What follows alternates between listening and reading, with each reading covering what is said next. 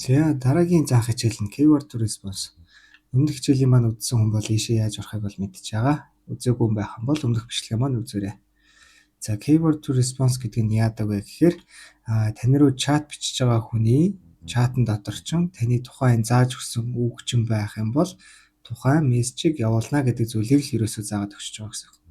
За тэгэхээр энийгээ идэвхжүүлээд тэгээд create automation гэдэгт дарчнаа.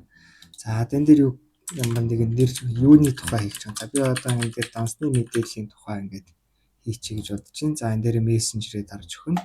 Дансны мэдээллийнхаа энэ автоматжуулалтыг асаах хэрэгтэй. За ямар үг оруулах юм бэ гэхээр монголоор ингээд данс гэж бичиж болно. Эсвэл ингээд данс гэж бичсэн. Эсвэл төлбөр яаж хийх вэ?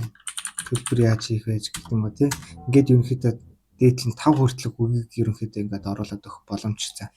За тэрвээ энгийн өгүүлбэр ирэх юм бол би дансныхаа дугаарыг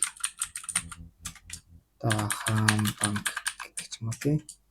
Нэр нь болохоор болт. Тэгээ бас нэг iBank тавьсан шүү дээ. iBank гэмээр гэх юм ээ. Иймэрхүү. Тэг нэг иймэрхүү зүйлүүдээ бичээд тэг жишээ нь төлбөр нийт 50,000 төгрөгийг хийнэ гэд иймэрхүү байдалтай болоод очих нь шүү дээ тухайд маань.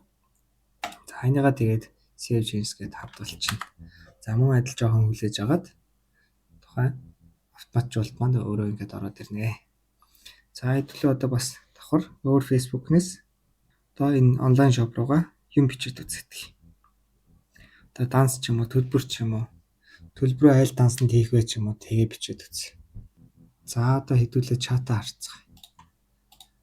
За чатан дээр минь юу болж байна вэ гэхээр одоо ингээд би төлбөрөө аль дансанд хийх вэ гэдэг энэ хүн чат бичин. Тэнгуут л манахаас автоматар данс нь ийм байгаа хаанбаг нэр нь бол iBank-ийн төлбөрөнд хэд болно гэдэг ингээд автоматар очиж байгаа. За follow дарахаа мартваа. Дараагийнхаа хичээл дээр уулзцгаая.